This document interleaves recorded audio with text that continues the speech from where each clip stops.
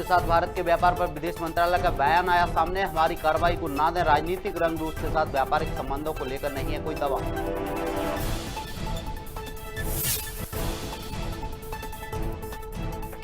सामाजिक न्याय और अधिकारिता मंत्री रामदास आठवले के प्रयास से फिर सक्रिय होगा SC/ST पार्लियामेंट फोरम। दलित और आदिवासी समुदाय की समस्याओं पर रहेगा फोकस।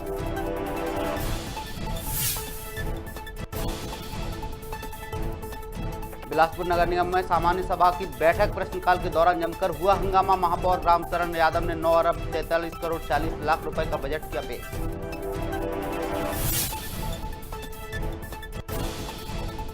नर्मदापुरम की सिवनी मालवा में बिजली न मिलने से नाराज ग्रामीण, बिजली विभाग सहित SDM के खिलाफ लगाए मुर्दाबाद के नारे। मांग पूरी नहीं होने पर उग्र आंदोलन की दी चेतावनी।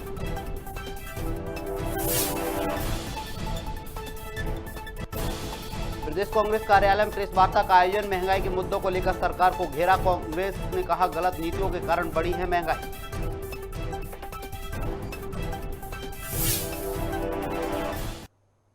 नमस्कार, मैं हूं अरुण, आप देख रहे हैं खबर भारत। खबरें विस्तार से। बिलासपुर नगर निगम में सामान्य सभा की बैठक का आयोजन किया गया, जिसमें प्रश्नकाल के दौरान जमकर हंगामा हुआ।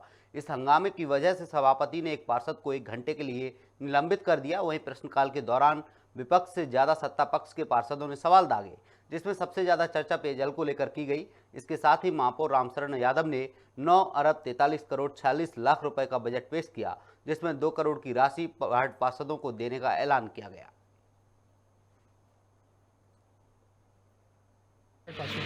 सामान्य सभा के बैठक में लगभग 65 प्रस्ताव थे। सभी प्रस्ताव सर्वसम्मति से पास किया गया है। 2022 और 23 का जो बजट का प्रावधान किया गया था वो 900 करोड़ और 46 लाख रुपए का बजट का प्रावधान किया गया है। इसमें खास तौर पर महिलाओं के लिए ध्यान दिया गया है। महिलाओं के लिए नदी के उस पार जो बड़ा क्षेत्र होता है उसमें अलग से एक बड़ा गार्डन का प्रावधान है। उसी तरह से बड़े बुजुर्गों के लिए भी गार्डन का प्रावधान किया गया है, ताकि उन लोग जो बड़े बुजुर्ग हैं अपने घरों से बाहर निकल करके शुद्ध हवा वाले गार्डन में बैठें। इसी के अंतर्गत हम नदी के किनारे जो शहर के पूरा गंदा पानी नदी में जाता है दोनों तरफ का, उसका भी इसमें बजट। मैं आज सामान्य सभा में आया। वैसे तो लगभग सभी पार्षदों और महापौर जी, सभापति जी नगर निगम के साथ, प्रशासन के साथ तालमेल से सब काम कर ही रहे थे, लेकिन मेरी बड़ी इच्छा थी। जीवन एक सीखने का नाम है और इसे सीखना ज़रूर चाहिए। इसलिए मैं आज ये भी सीखने के लिए आया था कि जो हमारा नगर निगम है इसकी सामान्य सभा में जो है क्या क्या चीज़ें जो हैं, किस प्रकार से हमारे पार्षद साथी चर्चा करते हैं, किस प्रकार से क्या करते हैं। तो एक छोटा सा विषय था, मेरे मन में था कि सीखना भी चाहिए और सीखते रहना चाहिए। इसमें छोटी बड़ी चीज़ नहीं है। यहाँ की सम्मानित जनता ने मुझे आशीर्वाद देकर छत्तीसगढ़ की सर्वोच्च जो सदन है विधानसभा, उसमें अपना सदस्य बना के भेजा है। तो वहाँ तो मैं बात रखता ही, वहाँ तो हमें सीखते ही रहते हैं, वहाँ अपना काम करते हैं। क्षेत्र पुलिस ने 10 सटोरियों को गिरफ्तार किया है। इस दौरान सटोरियों से 5000 रुपए सहित सट्टा उपकरण जब्त किए गए हैं। साथ ही पुराना बाजार सहित इंदिरा पार्क पर यह कार्रवाई की गई है। ये कुछ अवैध रूप से सट्टा खिलाने की खबरें आ रही थी, तो सूचनाओं पर वरिष्ठ अधिकारी जनों द्वारा निर्देशित किया था। तो शहर के करीब 5 स्थानों से सट्टोरी जो सट्टा खिला रहे थे उनको पकड़ा गया है और समग्र रूप से करीब 10 सट्टा खिलाने वाले लोग पकड़े हैं और उनके कब्जे से करीब 5,500 रुपये जब्त किए गए। कोई मुखबिर से जानकारी लगी थी या फिर पुलिस की कार्रवाई? हाँ, मुखबिर द्वारा भी सूचनाएं आ रही थी और कुछ समय से विगत समय से ऐसी सूचना आ रही थी कि इन स्थानों पर सट्टा खिलाए जा रहे हैं। तो इकट्ठी जो अचानक जो मुखबिर सूचना प्राप्त हुई, वरिष्ठ अधिकारियों से भी निर्देश आए थे, तो टीम बनाकर उनके ऊपर दबिश दी गई है। ये सट्टा खिलाने वाले बिलासपुर के SECL में विशेष अभियान संचालित किया जा रहा है, जिसमें लंबित प्रकरणों का निपटारा कर CMPF कार्यालय में पेंशन भुगतान के आदेश जारी किए गए हैं। वहीं पिछले 10 महीनों में विधवा पेंशन, भविष्य निधि प्रकरण, पेंशन आदि मिलाकर 3000 से अधिक प्रकरण निराकृत किए गए हैं। पहले तो यह स्पष्ट करना चाहेंगे कि कोयला खान भविष्य निधि संगठन जो है वो अपने स्वयं में एक स्वायत्त संस्था है, जो कि कोल इंडिया के अधिकारी कर्मचारियों के PF पेंशन आदि जुड़े विषयों का निराकरण करती है। वह एक स्वतंत्र निकाय है, इंडिपेंडेंट, एक स्वतंत्र कंपनी है। तथापि चूँकि उसमें हमारे अधिकारी कर्मचारियों के हित जुड़े हुए हैं, उपरोक्त सब विषयों का संज्ञान लेते हुए CMD ACCL doctor Prem Sagar Mishra sir के नेतृत्व में एसीसीएल की टीम जो है पीएफ पेंशन की लंबित जो पेंडिंग जो केसेस हैं, लंबित जो प्रकरण हैं, उनके त्वरित निपटारे की दिशा में कार्रवाई कर रही है। पिछले महीने मार्च में इस प्रकार के प्रकरणों का सीएमपीएफ के सहयोग से निपटारा कर 154 पीपीओ जो है हम लोग जारी किए, पेंशन स्वीकृति आदेश जो है हम लोग जारी किए हैं। पिछले 10 महीनों का आंकड़ा हमें प्राप्त हुआ है, जिसमें 3000 से अधिक जो है, चाहे पीएफ का मामला हो या पेंशन का मामला हो, 3000 से अधिक प्रकरणों को हमें सफलतापूर्वक निष्पादित करने में सफलता मिली है। डबरा में चल रहे 10 दिवसीय समर कैंप के समापन का समारोह कार्यक्रम का आयोजन किया गया, जिसमें मुख्य अतिथि गायनिक डॉक्टर विभा कुरेले शामिल हुई। इस दौरान पंजाबी महिला मंडल के अध्यक्ष ने सभी प्रतिभागियों और प्रशिक्षकों को धन्यवाद दिया। वहीं इस आयोजन में अलग अलग विधा में 200 प्रशिक्षुओं ने भाग लिया।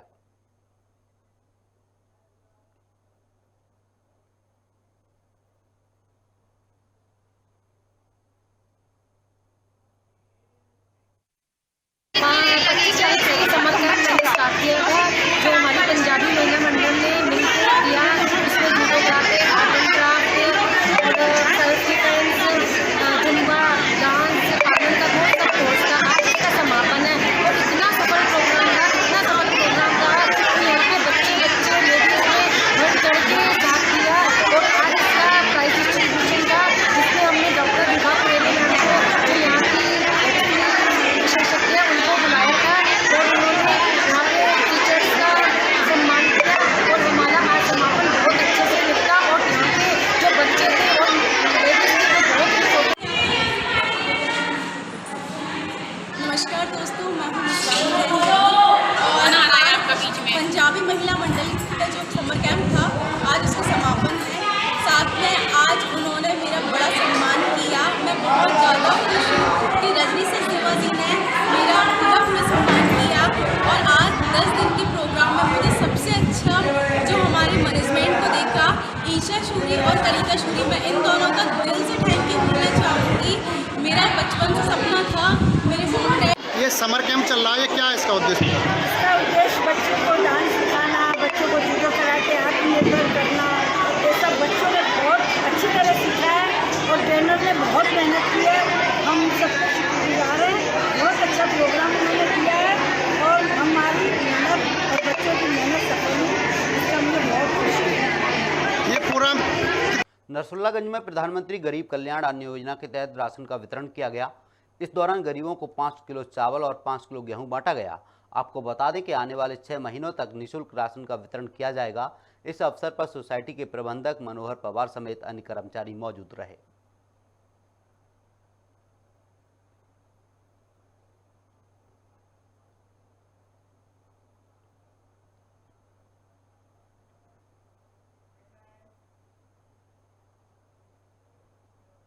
सिंगरौली में किसान की गेहूं की फसल जलकर खाक हो गई। घटना के बाद इलाके में अफरा तफरी मच गई, जिसके बाद वहां मौजूद लोगों ने आग को बुझाने का प्रयास किया। साथ ही दमकल विभाग को इसकी सूचना दी गई। वहीं स्थानीय पटवारी ने किसान को मुआवजा देने का आश्वासन दिया है।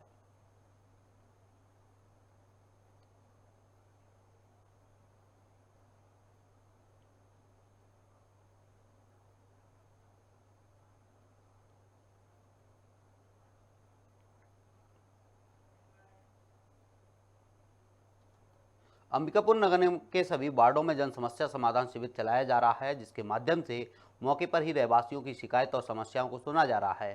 साथ ही तत्काल उसका निराकरण भी किया गया है। वहीं लोगों की समस्या का हल होने से जनता काफ़ी खुश नजर आ रही है।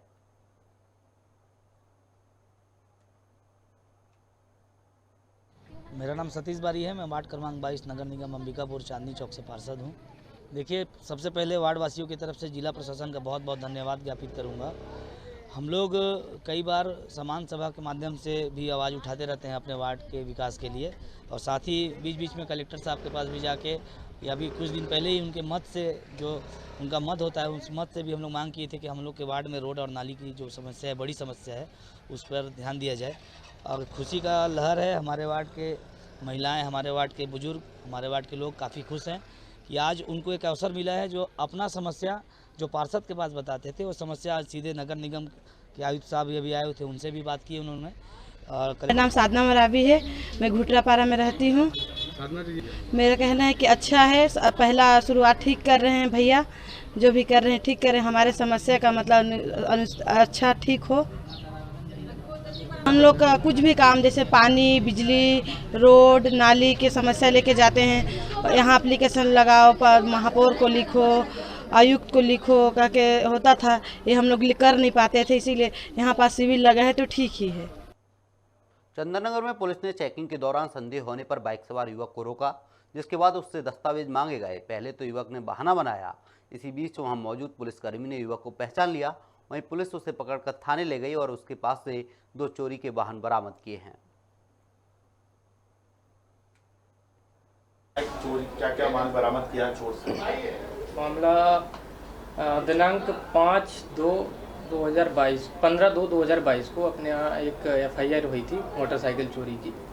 नईम फरियादी नईम था इसमें। नंदनगर से बाइक चोरी हुई थी डिस्कवर MP 09 QP 6052। तो आरोपी इसमें गिरफ्तार हुआ है, उसके कब्जे से मोटरसाइकिल भी बरामद हो गई है। आरोपी का नाम है सोनू सलूजा, पिता कुलदीप सिंह सलूजा, निवासी गुमास्ता नगर का है। आज इससे बाइक बरामद हो गई। इंदौर में नाबालिगों के साथ छेड़छाड़ की घटनाएं थमने का नाम नहीं ले रही हैं, जिसका एक ताज़ा मामला MIG थाना क्षेत्र से सामने आया है, जहां एक युवक नाबालिग के घर में घुसकर अश्लील हरकत करते हुए उसके साथ छेड़छाड़ करने लगा, जिसकी शिकायत पीड़िता ने थाने में करवाई। वहीं पुलिस ने मामले में आरोपी को गिरफ्तार कर लिया है।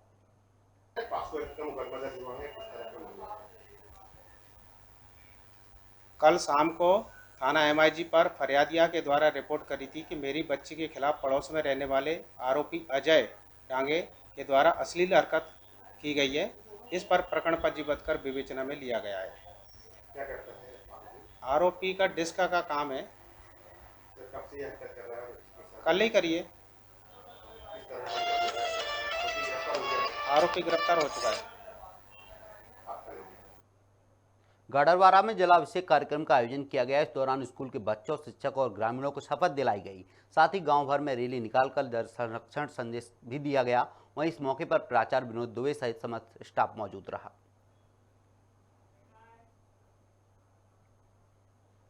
इंदौर में नाबालिग को शादी का झांसा देकर उसके साथ शारीरिक संबंध बनाया गया और उसे गर्भवती अवस्था में छोड़कर आरोपी फरार हो गया, जिसके बाद पीड़िता के परिवार वालों ने इसकी शिकायत थाने में की। वहीं पुलिस ने दुष्कर्म सहित अन्य धाराओं में प्रकरण पंजीबद्ध कर लिया है। साथ ही आरोपी की तलाश शुरू कर दी है। एक नाबालिग बालिका है जिससे करीब 2 वर्ष पहले एक व्यक्ति मिला मूसाखेड़ी में और इससे दोस्ती हुई उसकी। उसने झांसा दिया शादी का, उसको बोला शादी करेंगे और उसको साथ रख लिया और जबरन शारीरिक संबंध बनाए उससे।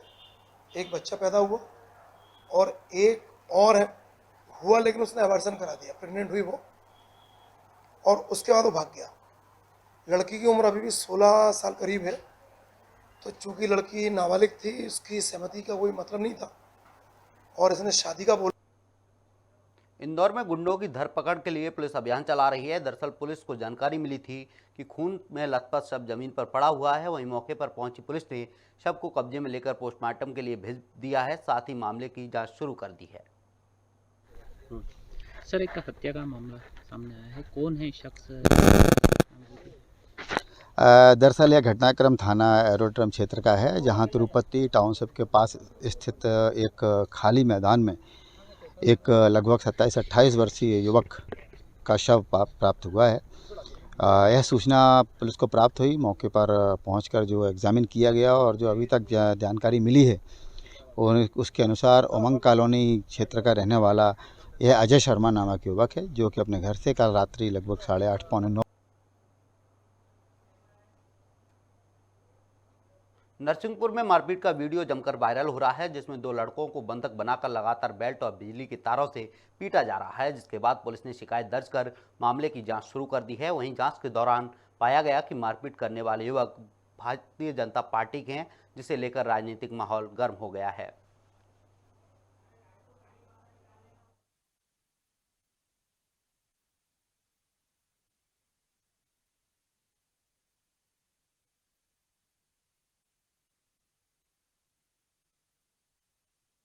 ये गाडरवारा में एक घटना हुई थी जिसमें कि 2 व्यक्तियों को मारा जा रहा है और वो वीडियो हम लोगों के पास आए थे। हालांकि जो पीड़ित है या उनके परिवार वाले वो पुलिस के पास नहीं आए थे, परंतु जब इसकी जांच की गई तब जब उनके परिवार वालों से बात की गई तो जिनको पीटा जा रहा है वो अभी वर्तमान में यहाँ गाडरवारा में नहीं है, वो भोपाल गए हुए हैं। उनके परिवारजनों की तरफ से जो वीडियो में जो लोग पीटते हुए दिखाई दे रहे हैं उनके ऊपर एक FIR दर्ज कर ली गई है। इसमें 4 व्यक्तियों के ऊपर FIR की गई है जिनके नाम है कपिल रजक, सत्यम छीपा, शिवम छीपा, गोलू छीपा। और में काली माता मंदिर में श्रद्धालुओं की भीड़ देखी जा रही है। लोग यहां देश विदेश से दर्शन करने के लिए आते हैं और काली माता के दर्शन कर अपनी मनोकामनाएं पूरी करते हैं। आपको बता दें, इस मंदिर को कामाख्या से आए नागा साधुओं ने बनवाया था। ये मंदिर की खासियत ये है कि ये पूरे भारतवर्ष में 3 महादेवियां हैं, महाकाली, महालक्ष्मी और महासरस्वती। तो महाकाली का जो निवास है वो कलकत्ता में आत्मा है, यहाँ शरीर है रायपुर में। महालक्ष्मी कोल्हापुर में है और महासरस्वती श्रीनगर जम्मू कश्मीर में है। 3 देवी मुख्य स्थान हैं। इसके अतिरिक्त तो बहुत सारे काली मंदिर होते हैं। तो ये समझ लो एक प्रकार का शक्तिपीठ है, यानी एक कलकत्ता है और एक रायपुर है। बाकी आपको हजारों काली मंदिर मिलेंगे लेकिन वो सिद्ध शक्तिपीठ नहीं है। इस मंदिर की स्थापना 1932 में कामाख्या के नागा साधुओं द्वारा की गई थी। जो कामाख्या का मंदिर है वो गुवाहाटी भाटा गाँव पे रहता हूँ मैं यहाँ पे हर साल नवरात्रि पे आता हूँ और ऐसा है कि कभी कभी ऐसे बीच में भी आता हूँ, लेकिन नवरात्रि पे स्पेशल आता ही हूँ मैं। और यहाँ आने से बहुत सुकून मिलता है मुझे बहुत अच्छा लगता है यहाँ आने में। हाँ, मनोकामनाएं पूर्ण होती है। जैसे हम कोई गाड़ी लेते हैं या कुछ शुभ जो कार्य करते हैं उससे पहले माता के पास ज़रूर आते हैं। ये मंदिर बहुत प्रसिद्ध है। ये मंदिर हैं मतलब मम्मी पापा के साथ आते थे, अब जब बड़े हो गए तो अकेले भी आते हैं माता का दर्शन करने। किस वजह से प्रसिद्ध है माता का मंदिर और क्या खासियत है? माता का मंदिर प्रसिद्ध है तो इसलिए है क्योंकि बहुत पुराना मंदिर है, बहुत मतलब यहाँ मनोकामना पूरी होती है, इसलिए प्रसिद्ध है। जो भी दिल से मांगो मनोकामना श्रद्धा से तो ज़रूर पूरी होती है। माता को आस लगाओ। खासियत कहा जाए तो क्या खासियत है माता की मंदिर? माता की मंदिर का खासियत यही है कि यहाँ पे भेदभाव नहीं है। बाकी मंदिरों में जैसा दर्शन करने के लिए भी VIP लाइन होती है, यहाँ पे VIP लाइन नहीं होती है। सब भक्तों को एक ही नज़र से देखा जाता है, यही खासियत है। अपना परिचय दें। मेरा नाम बेबो सागर है, मैं रायपुर छत्तीसगढ़ कालीबाड़ी नेहरू नगर में रहती हूँ। नर्मदापुरम की सिवनी मालवा में बिजली न मिलने से नाराज लोगों ने धरना प्रदर्शन किया। इस दौरान वो बिजली विभाग सहित SDM मुर्दाबाद के नारे लगाने लगे। आपको बता दें कि दर्जनों गांव में कई दिनों से बिजली की सप्लाई नहीं हो पा रही है। वहीं मांग पूरी नहीं होने पर आंदोलनकारियों ने उग्र आंदोलन की चेतावनी दी है।